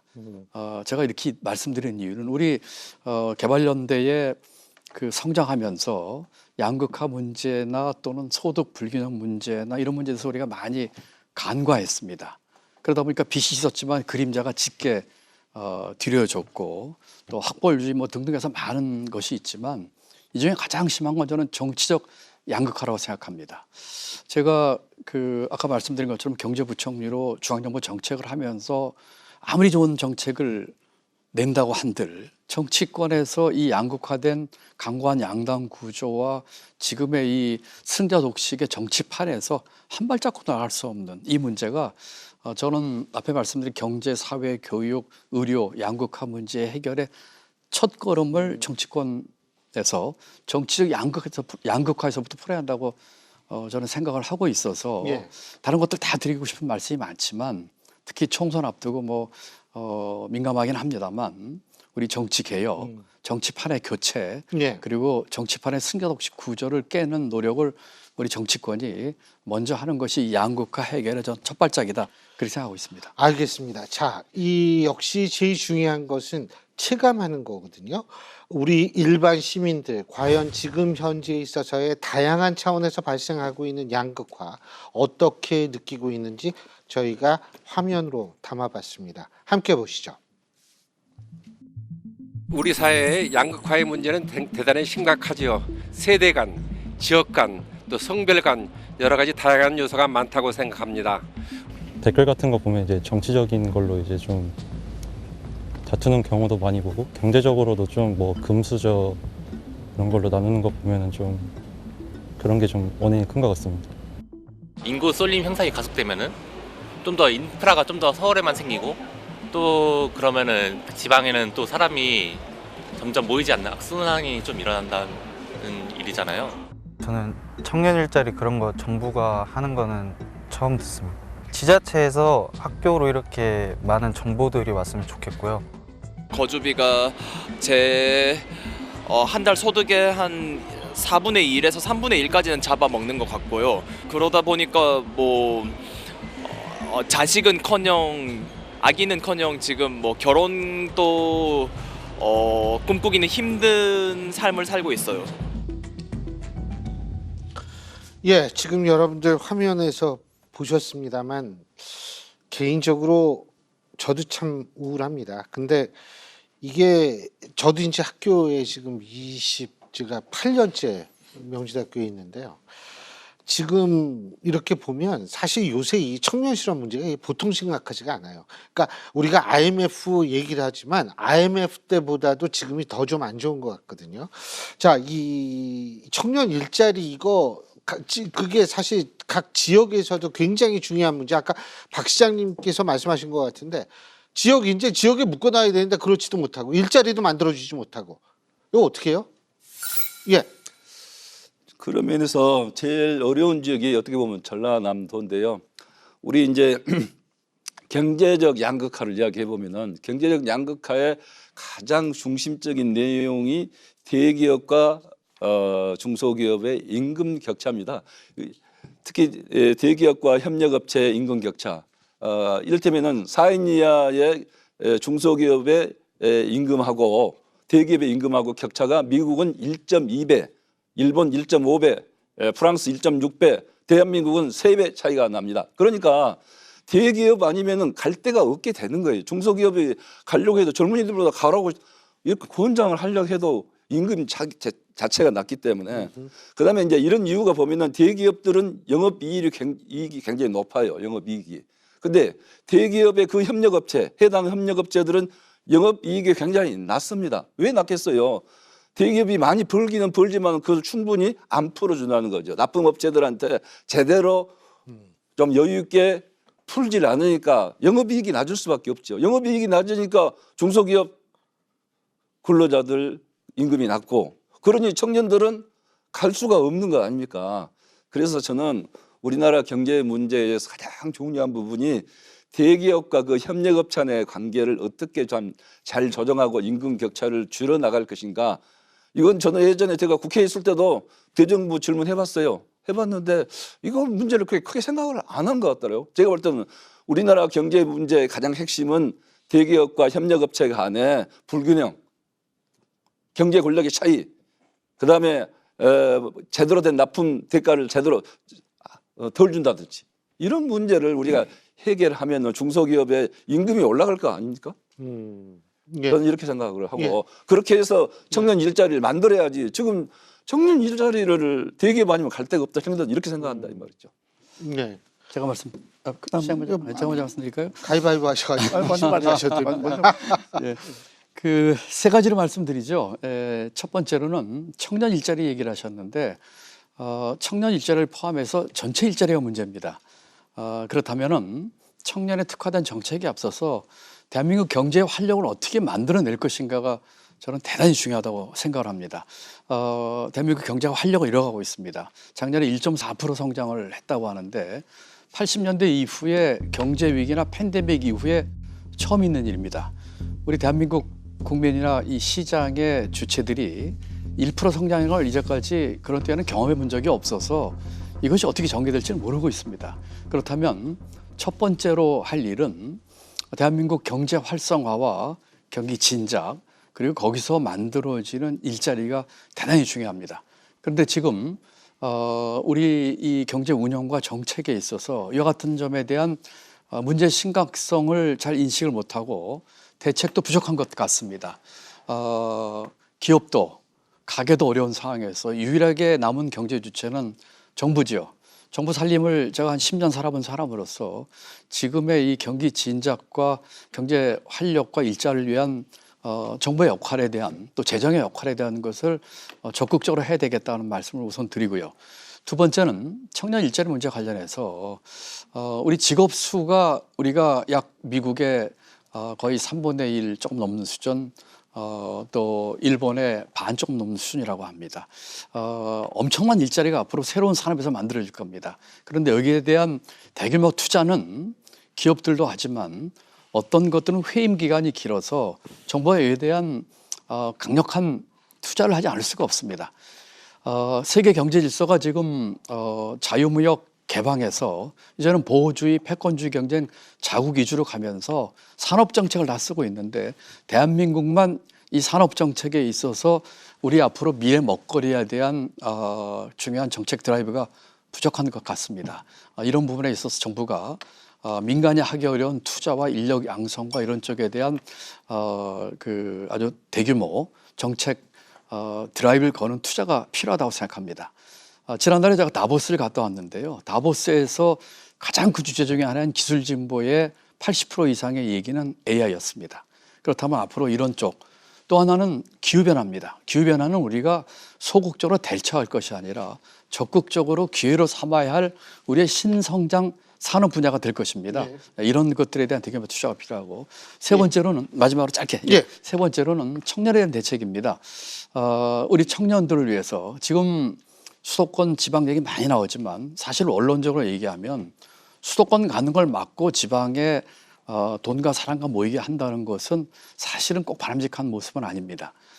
자연스럽게 흘러가서 지방에도 이게 활성화돼서 지방에 자연적으로 사람과 돈이 모이게 해야 되죠. 그렇지만 현실적으로 그게 어렵기 때문에 어느 정도의 일정한 시간 동안은 아까 두 분 시장님과 지사님도 똑같은 말씀 주셨습니다만 이 지방에 대한 투자와 지방 인력 양성, 지방 기업 유치, 거기서 만드는 청년 일자리에 대한 정책적인 큰 배려가 같이 병행돼야 된다고 저는 그렇게 믿고 있습니다. 네, 박 시장님. 예, 지금 현장에서 보면 실제로 이 구인난과 구직난이 함께 있거든요. 특히 부산 같은 경우에는 오히려 지역의 경우에 이 구인난이 오히려 더 심하다고 할 정도로 이 사람 구하기가 힘듭니다. 그러니까 그거 왜냐하면 일정한 정도 교육 훈련이 돼서 역량을 갖춘 인력들이 자꾸 수도권으로 빠져나가기 때문에 그래요. 그러니까 이 문제를 해소하려면은 어쨌든 기업이 원하는 인재를 양성하는 시스템을 갖춰야 되는데 그런 면에서 이제 저희 부산에서는 지산학 협력 체제를 강화를 해서 이 대학을 어떻게든 산업 현장과 연결을 해서 그 안에서 부산에 있는 기업이나 들어오려고 하는 기업이 원하는 그런 역량을 갖춘 인재들을 키우기 위해서 지금 저희가 부단한 노력을 하고 있습니다. 디지털 인자만 해도 저희가 매년 2,000명씩 지금 하고 있고 또 지산학 협력을 통해서 대학을 그냥 기존에 있는 그 아카데미 위주의 대학이 아니라 산학 협력 위주의 대학으로 실질적으로 변화시키기 위해서 노력을 하고 있습니다. 사실은 이번 정부 들어와서 지역 균형 발전 정책에서 제일 강조하고 있는 게 바로 이 교육과 의료 부분이거든요. 그래서 이제 이 교육에 대해서는 특히 그 교육부가 정책을 근본적으로 좀 바꿨습니다. 과거처럼 중앙정부가 일일이 통제하는 방식이 아니라 광역 그 지방정부에 과감하게 좀 권한을 이양을 해서 광역 지방정부에 맞는 인력을 그 지역의 대학과 지방정부와 기업들이 서로 의논을 해서 그 인재를 양성하도록 하고 그걸 위해서 재원을 옛날처럼 대학에 교육부가 직접 쏘아주는 방식이 아니라 라이즈 정책처럼 아예 지방정부에 돈을 줘서 그 지방정부에서 대학과 기업들과 그 머리를 맞대고 이제 돈을 쓰도록 그 방법으로 금년부터 바뀌기 시작했고 내년에는 그 재원이 굉장히 많이 확보될 겁니다. 그게 저는 옳은 방향이라고 보고요. 예.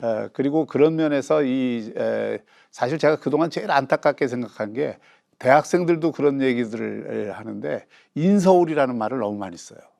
그러니까 예전에는 저희 들어갈 때만 하더라도 부산대학교나 경북대학교나 전남대학교 같은 경우에는 서울의 스카이 못지않은 수준의 대학이었는데 지금은 인서울 다 치고 나서 이제 지역의 국립대학을 칠 정도로 이게 격차가 커졌거든요. 그 교육의 양극화를 극복하지 않으면 사실 지역을 아무리 탄력 있는 혁신 거점으로 만들려고 해도 불가능합니다. 그래서 정말 이 정부가 하려고 하는 것 중에 꼭 성공해야 되는 정책 중에 하나가 교육발전 특구 정책이다. 그렇게 생각을 합니다. 지금 교육 말씀하셨는데 어떤 뭐 생각이 있으세요? 왜 저한테는 생각이 있느냐고 물으십니까? 아니 궁금하니까 왜 그러냐고요? 제가 좀 설명을 하자고요. 지금 학생 수가 급감해요. 제가 뭔가 막 불만스럽게 이야기하고 있습니까? 아니요 전혀 그런 거 없어요. 이게 학생 박 수가 시장님, 박영준 시장님 말씀하셨는데 저도 교육에 대해 조금 말씀을 드리겠습니다. 그 이제 지방대학이 어렵게 되고 남쪽부터 어렵다 그러잖아요. 그러니까 이제 솔직히 정부가 벚꽃피는 순서라고 얘기를 합니다. 이제 저는 그 이야기를 안 하고 싶었습니다. 예, 예를 들면 죄송합니다. 벚꽃이 가장 많이 피는 가장 이제 먼저 피고 많이 피는 지역이 전라남도입니다. 그래서 그런데 이제 정부가 그렇게 해서 결국 지방대 살리기를 현장을 잘하는 광역자치단체에 맡기자 일부를 전체는 맡긴 건 아니지만 이렇게 해서 지금 정부가 선언을 하고 또 2조 플러스 알파의 대학 지원할 수 있는 예산을 주겠다고까지 이야기를 했습니다. 그런데 이제 광역도 입장에서 보면은 그게 정말 어려운 이야기고 맞고 싶지 않습니다. 그렇지만은 지방대학이 만약에 잘못되면은 가장 피해를 보는 것은 그 지역에 있는 우리 도민들이거든요. 그렇기 때문에 이것을 정부가 하는 일이기도 하지만은 우리도 결국 해야 될 일로 생각할 수밖에 없어요. 그래서 맡아서 하려고 하는데 이제 그렇게 하다 보니까 저희들이 하고 있는 일 여러 가지 국가적 프로젝트가 있습니다. 예를 들면 우주 산업 클러스터를 만든다든지 스마트팜을 한다든지 또 K 디즈니 월드 영상 문화를 또 새롭게 좀 더 만들자. 이런 것들을 과거에는 우리 도 자체적으로 했는데 이제는 대학하고 같이 하자. 이런 것은 좀 선순환 구조가 된 것 같아요. 지산학 같이 하자 하니까 대학을 같이 이렇게 포용해서 하자 하니까 좋은 건데 제가 우리 시장님 좋은 말씀 하셨는데 한 가지는 돈이 너무 적어요. 돈을 많이 주면서 그 지방에 맡겨야 되는데 2조 플러스 알파라지만은 그 대학 살리는데 전국 17개 시도 아닙니까? 그래서 그 재정을 좀 제대로 주면서 지방에서 그런 문제를 함께 안고 가야 우리 지방의 부담이 적지요. 그렇지 않으면은 저는 뭐 글로컬 대학이라고 해서 지금 뭐 순천대학이 500억 지원하고 또 간접적인 지원 프로그램 800억 만들었고 또 글로컬 대학 2개 더 하겠다 하면은 그것만 해도 1,500억에다 한 3,000억 들어가는데 뭐 이렇게 돈이 계속 투입이 돼야 돼요. 지방비가. 그러면은 지방비 투입이 되는 것만큼 국비는 더 많이 와야 된다. 이거 원래 국가 사업인데 지방에다 지역 실정을 잘하는 지방이 한번 대학하고 머리를 맞대고 싸매고 해가지고 살려보라 이것 아닙니까? 그래서 이제 좋은 그 정책의 전환이고 저는 그 부분은 잘 됐다고 보는데 지방이 역할을 할 수 있도록 우리 시장님께서 좀 대통령님께 말씀을 잘 해주세요. 저도 뭐 그 말씀은 전적으로 동의하는데 지금 예산 규모가 더 커져야 됩니다. 그건 틀림없는 일이고, 근데 예산 규모가 커지는 것과 동시에 실제로 이 대학 지역의 대학이나 지역의 지방 정부나 기업들이 혁신 역량을 갖기 위해서 혁신 마인드를 갖는 게 진짜 가장 중요하고요. 그리고 과감한 구조 조정을 안 하면 안 되거든요. 대학에 계시기 때문에 알지만 대학 스스로가 혁신 주체가 되겠다는 생각이 없으면 아무리 재정을 투입해도 사실 그게 안 되는. 그리고 사실은 서울 수도권부터 이게 좀 안 되는 대학은 줄여 나가야만 이게 외부 다른 지역에 있는 대학도 살 수 있거든요. 예. 네. 총장까지 지내셨어요. 저는 뭐 대학 총장 경험이 있어서 대학 사정을 뭐 정치인이나 지사 중에서는 뭐 비교적 현장 경험이 있다고 볼 수 있겠습니다. 저는 그 대학 얘기하기 전에 좀 큰 얘기부터 하고 싶은데요. 대한민국에 과연 그 중장기적인 인력 그 양성과 뭐 관리라고 할까 계획이 있는지를 모르겠습니다. 그저 주목국이신 것 같고요. 앞으로의 산업의 대전환과 기술의 발달 또는 이런 등등 따라가지고 대한민국 전체에 대한 그 사람 문제, 인적 자원 문제를 어떻게 할 건지에 대한 국가적인 새 그림이 그려진다고 생각을 하고요. 또 하나는 우리 사회의 그 인센티브 시스템 자체가 바뀌어야 된다고 생각합니다. 다시 말씀드리면 이 강고한 학벌주의를 깨자는 얘기도 되는데요. 왜 이렇게 명문대학 내지는 인서울대학 가서 나오는 것들이 자기 인생에 있어서 라이프 사이클에서 좋은 어떤 결과를 줄 것인지를 주는 과거부터 돼왔던 이 인센티브 시스템이 크게 바뀌어야 된다고 생각합니다. 전처럼 명문대 졸업장으로 그런 것들이 나온 세상이 이미 벌써 지나가고 있는데 아직도 우리는 그러한 환상에 사로잡혀 있거든요. 이것은 국가 전체적으로 인력계획과 이런 사회 인센티브 시스템을 바꿔야 된다고 생각을 하고요. 대학 문제로 들어가면은 좋은 말씀해 주셨습니다. 구조조정 필요하고 돈 문제 필요하죠. 그리고 구조조정에 있어서 지금 벚꽃 피는 순서가 아니라 수도권 대학도 같이 여기에 대해서 이 뼈를 깎게 하는 구조조정이 같이 되도록 하는 것이 필요하고요. 요새 저 공천 때문에 시끄러운데 뭐 남의 가죽 벗겨서 뭐 이런 얘기 있는 것처럼 하는데, 예를 들어서 우리 수도권부터도 여기에 대해서 같이 해야 되고요. 재정 문제 얘기를 하자면은 그 지금 우리 내국세의 한 우리 세금이죠. 40% 정도를 지방에 보내고 그 중에 반이 지방 재정 교부금입니다. 그 돈은 초중등에 쓰게 돼 있습니다. 초등학교, 중학교, 고등학교에 쓰게 돼 있고 대학교는 못 쓰는 돈입니다. 그런데 지금 학령 인구 줄어들면서 이 돈에 대한 용처와 또 이 재원에 대해서 여러 가지 얘기가 많습니다. 저는 이 재정에 있어서도 대폭적인 구조개혁을 통해서 이와 같은 내국세에 들어가는 교육에 들어가는 돈도 이 돈을 딴 데 쓸 수는 없지만 미래를 위한 투자해서 이것도 우리 고등교육과 대학 재정 또 지방대학은 결국 특성화에 자기의 그 생명력에 살아남을 것입니다. 그렇게 하는 대학들에 대한 대규모 재정 지원 이런 것들이 같이 결부가 돼서 이루어져야 된다고 저는 생각하고 있습니다. 제가 한 가지 더 있는데요. 그 말씀하시고 제가 아까 순천대학 말씀하셨잖아요. 그 목포대학 의대 지금 못 만들고 있죠. 예. 근데 지금 이 사실 의료 서비스 지금 의사들 파업하느라고 이게 지금 더 문제가 심각하게 되는데 그 문제까지 아울러 말씀해 주시죠. 예.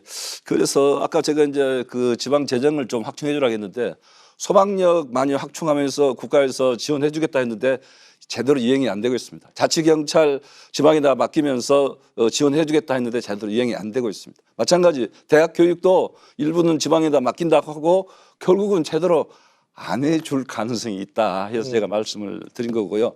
그다음에 대학을 살리기 위해서는 한 가지 방법 중에는 외국인 유학생들이 많이 와서 그 대학에 유학도 하고 그다음에 외국인 유학생들 우수한 학생들 와서 그다음에 취업할 수 있는 공부하면서 아르바이트 할 수 있는 길을 열어줘야 된다 봅니다. 그리고 필요하면 외국인 유학생 가족이 와서 가족이 취업할 수 있는 길을 열어서 그 외국인 유학생을 활성화하면서 대학도 살리고 또 지역의 일손 부족도 살릴 수 있는 일석삼조의 효과를 거둘 수 있는 그런 제도를 설계를 하고 그런 것을 시행을 해야 됩니다. 그런 것을 가장 잘하는 사람은 광역지자체장이나 시장 군수가 그 형편을 잘 알기 때문에 필요한 권한을 좀 주라 이거예요.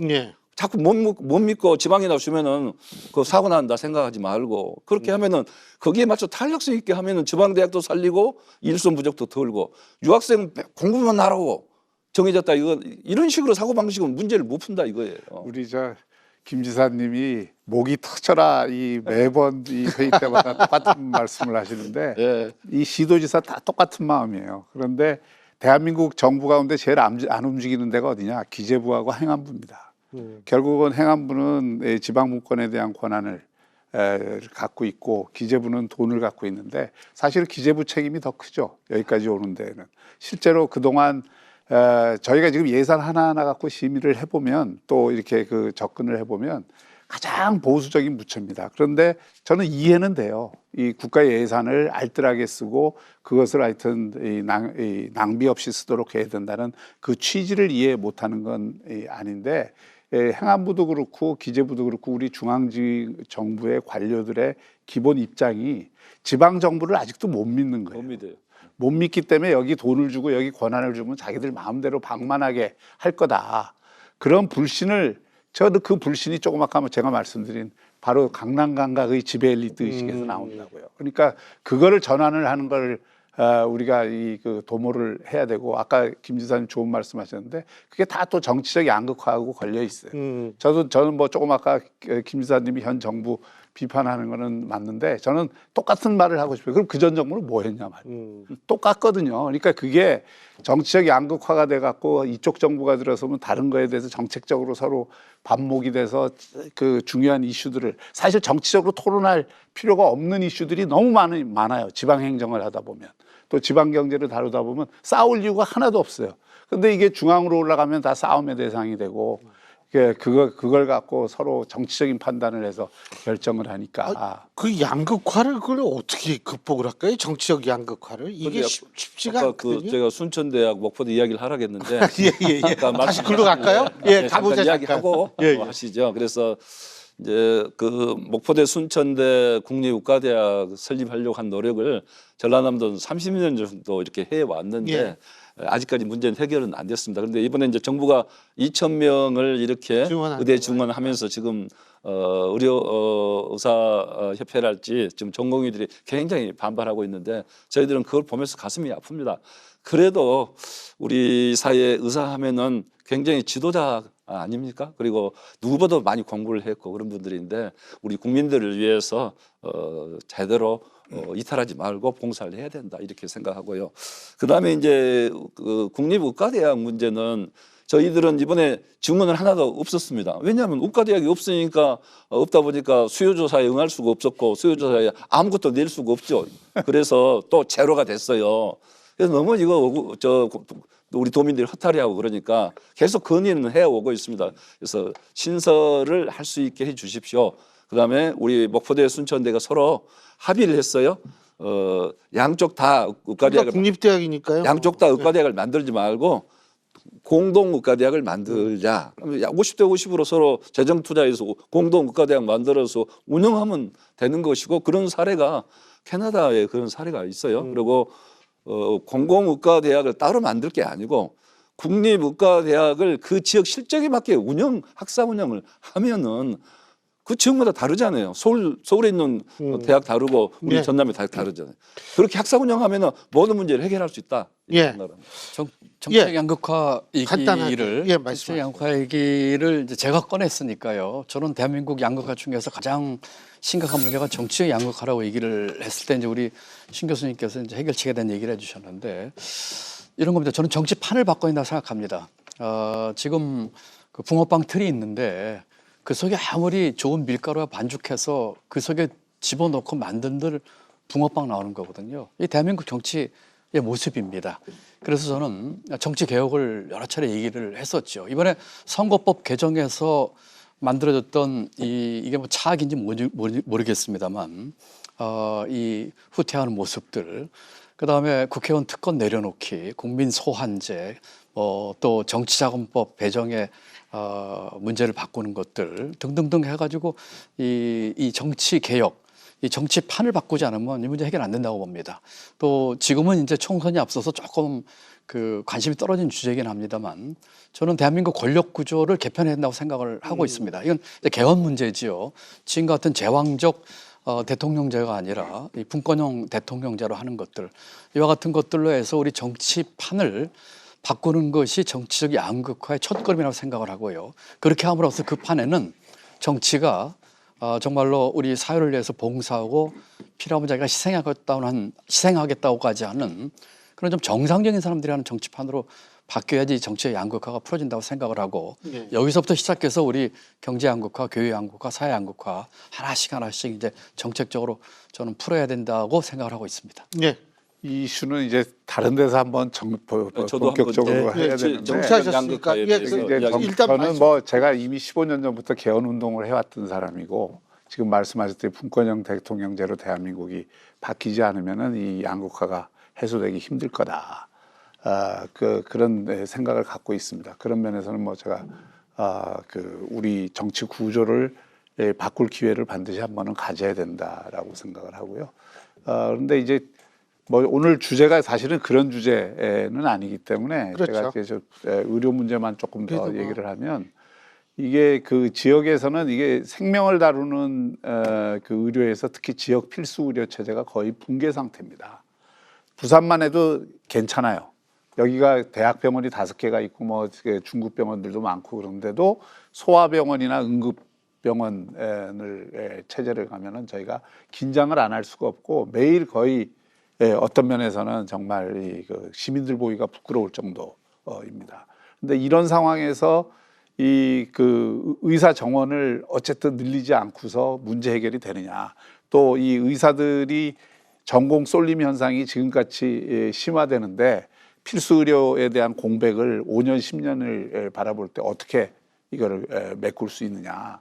이런 차원에서 보면은 지금 김 지사님 말씀하셨듯이 이 의대 정원을 늘리고 의사들 수를 늘리는 건 저는 불가피하다고 보는데 그것도 실제로 지역에서 그런 지역의 필수 의료 체제를 강화해 줄 수 있는 방법으로 이 트랙을 만들지 않으면 안 된다고 생각을 하거든요. 그러니까 그 트랙을 만들어서 어쨌든 이 문제를 해소하려고 해야지 이게 밥그릇 싸움이 된다든지 또는 이 정책에 대해서 그 구체적인 실효성을 높이려는 그런 계획 없이 이렇게 서로 이것도 일종의 양극화거든요. 이런 싸움으로 가면은 결국 피해는 주민들, 특히 지역에 있는 시민들이 제일 많이 보게 돼 있어요. 그러니까 이 점을 저는 분명히 좀 인식을 해야 된다. 좋은 말씀. 저도 공감하고요. 아까 정치적 양극화에 대해서 말씀이 계셨는데 저도 국회에서 이제 8년간 있었으니까요.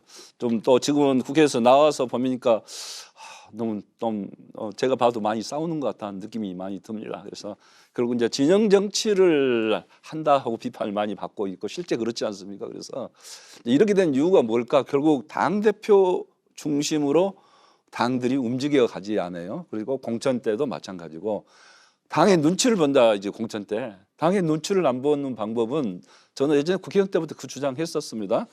오픈 프라이머리, 이렇게 누구나 경선에 참여해서 당의 권리당원뿐만 아니라 누구나 참여해서 뽑을 수 있는 방법이 있습니다. 그렇게 하면은 국회의원들이 당의 눈치보다는 국민들 눈치를 보고 정치를 할 수 있는 제도가 저는 이런 것이다 생각하고 그렇게 하면은 진영 정치를 좀 극복하는 데 도움이 많이 될 수 있다. 지금 사실은 그 정치적 양극화가 여러 면으로 표현이 되는데 표현이 돼서는 안 되는 부분에서도 표현이 되는 게 문제라고 봅니다. 표현이 돼서 안 되는 것. 예를 들면 외교라는 건 정권을 초월하고 계속 유지가 돼야 되는데 양극화가 되다 보니까 예를 들면 이 한미 관계라든지 한중 관계라든지 한러 관계라든지 이런 거마저도 진영 논리에 입각해가지고 서로 지나치게 다른 시각 어떻게 보세요? 이것도 제가 볼 때에는 지방자치단체에 있어서의 경제 문제라든지 이런 것과도 밀접한 관계가 있을 것 같거든요. 저는 정말 그 어려운 문제이긴 한데요. 우리 정치가 이렇게 양극화로 가는 것은 정치 지도자, 특히 이제 대통령, 양당 지도자 이런 분들이 정말 머리를 맞대고 시간을 갖고 허심탄회하게 논의할 수 있는 그 논의 구조를 만들어야 된다. 외교도 필요한 부분은 야당의 협조도 받아야 될 수 있을 거고. 그래서 저는 그 스웨덴에서 그 엘란데르 스웨덴 총리가 그 목요 저녁 집회를 했잖아요. 그러면서 충분히 각계 여야 뭐 이를테면 노동계 어떤 경제계 또 뭐 사회 각계 인사들을 불러서 토론 위주로 하면서 사회적 문제를 해결해 가는데 중점을 뒀는데 우리도 결국 이런 서로 머리를 맞대고 가슴을 맞대고 토론하는 그 문화가 생기지 않고는 이 진영 정치가 해결되기 어렵다. 저는 말씀하시죠. 지금 외교나 또는 국제 정치, 국제 경제 협력에 있어서 진영 논리와 이념에 경도된 것에 대해서 대단한 우려를 갖고 있습니다. 외교는 이념과 진영이 아니고 국익 우선으로 하는데 기본적으로 갖춰야 할 건 대한민국 외교가 가져가야 할 원칙과 철학과 방향이지요. 예를 들면 대한민국은 어떤 걸 추구하는 나라입니까? 전 세계적으로 국제적으로 예컨대 우리가 추구하는 보편적인 가치, 민주주의, 인권, 자유무역, 개방 또는 팬데믹이나 또는 기후변화에 대한 공동 대처 이런 것들에 대해서 분명한 원칙을 가지고 대한민국 외교가 착실하게 그 사례를 쌓아왔다면 어떤 일이 생겼을 때 대한민국의 외교 방향은 예측 가능한 것입니다. 그런 방향으로 나가야 되는데 이 정권의 바뀜에 따라 가지고 흔들리고 또 다른 나라들은 겉으로는 뭐 이런저런 얘기하지만 속으로는 국익과 자국 이익을 추구하는데 우리는 그냥 뭐 이념에 경도돼서 또는 진영 논리에 경도돼서 한다는 건 정말 어리석은 일이지요. 작년에 제가 중국을 가서 중국 중앙정부의 최고의 경제 책임자를 만났습니다. 마침 제가 경제부총리 때 제 상대였었고요. 지금은 중국 경제를 총괄하는 분이죠. 2시간 가까이 송얘기 주고받았는데 굉장한 우려를 표현을 했습니다. 제가 차마 여기서 이렇게 옮기기 어려울 정도입니다. 그런데 우리 의견은 아까 말씀드린 것처럼 경제만 하더라도 우리가 그 수출과 대외 협력으로 경제 근간을 끌고 있는 나라입니다. 어느 나라와 척져서도 안 되고 또 나름대로 아까 말씀드린 원칙과 철학화해서 우리 소신껏 해야 되는 것들이어야 되는데 지금 돌아간 상황은 대단히 우려스럽습니다. 예. 그리고 이것이 뭐 보수 진보를 떠나서 이것들은 중장기적으로 대한민국 의회의 방향과 가치에 따라서 해야 될 것이라고 생각을 하고 또 그 방향이 맞다면 야당도 함께 협력을 해야 될 일이라고 저는 생각을 합니다. 알겠습니다. 예, 시장님.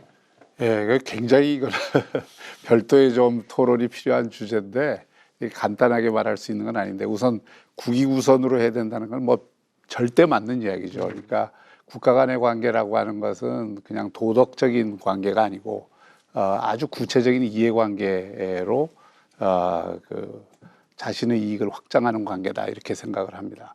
근데 그 이익이라는 게 뭐냐 이거죠. 그게 진공에 있는 게 아니거든요. 너하고도 잘 지내고 너하고도 잘 지내고 다 잘 지내면 좋죠.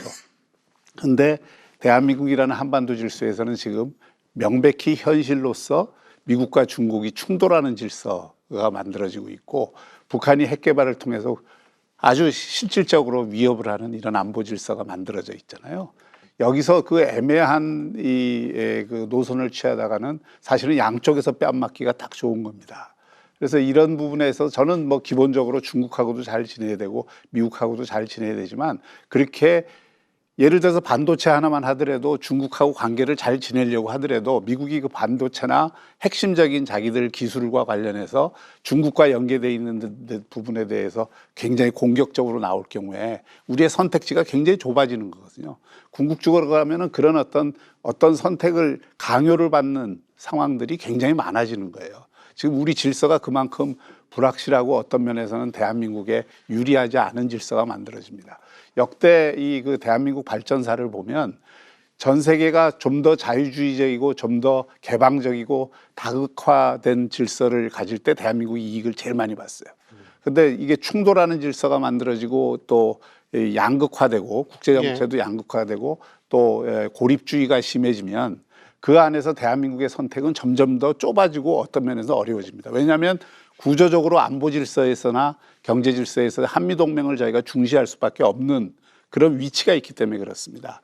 또 그리고 북한을 어떻게 다룰 건가 하는 문제는 얼마나 효과적으로 다룰 수 있느냐 하는 각도에서 이거를 봐야지 뭐 이념적으로 이게 어떤 게 옳고 어떤 게 그르다는 거를 선언적으로 설정해서는 안 된다고 생각합니다. 알겠습니다. 시간이 세 분 모시고 하다 보니까 1부, 2부 앞에서 이게 짧은 시간이 아닌데 벌써 다 지났어요. 일반적인 토론은 한 분씩 마무리 발언을 드리는데 이 토론은 사실 그런 순서는 없습니다. 하지만 제가 오늘 세 분한테 굉장히 많은 걸 배운 것 같아요. 쉽지 않은 과제입니다. 하지만 여러분들의 치열한 고민을 제가 느낄 수 있어서 이 고민이 있다면 제가 볼 때에는 반드시 이 문제는 그리고 이 고민도 또 다음 분들이 계속 이어간다면 제가 볼 때에는 언젠가 반드시 풀릴 수 있다라는 생각이 듭니다. 사실 사회적으로 어떤 분 이렇게 생각하시는 분이 있어요. 이거 토론인데 결론이 그렇게 쉽게 나올 수 있는 문제라면 지금 우리가 토론할 필요도 없었겠죠. 하지만 중요한 것은 이 토론을 통해서 고민하고 이 고민을 통해서 하나의 새로운 문제 풀기의 시작을 우리가 발견할 수 있다는 것. 이 점만 있어도 전 굉장히 성공한 거라고 봅니다. 오늘 1부가 우리가 한 50분 좀 넘는 시간이었고요. 2부도 마찬가지 시간인데 이 장시간 동안 여러분들도 나름대로의 새로운 시작, 새로운 해법을 발견하셨을 수 있으리라고 믿습니다. 자, 시간이 다 됐어요. 오늘 장시간 동안 시청해 주신 여러분 감사드리고요. 또 이렇게 귀한 시간 내주신 세 분의 도지사님들, 시장님들 감사드리겠습니다. 고맙습니다. 감사합니다. 감사합니다. 예, 지금까지 신유리였고요. 장시간 동안 시청해 주셔서 정말 고맙습니다.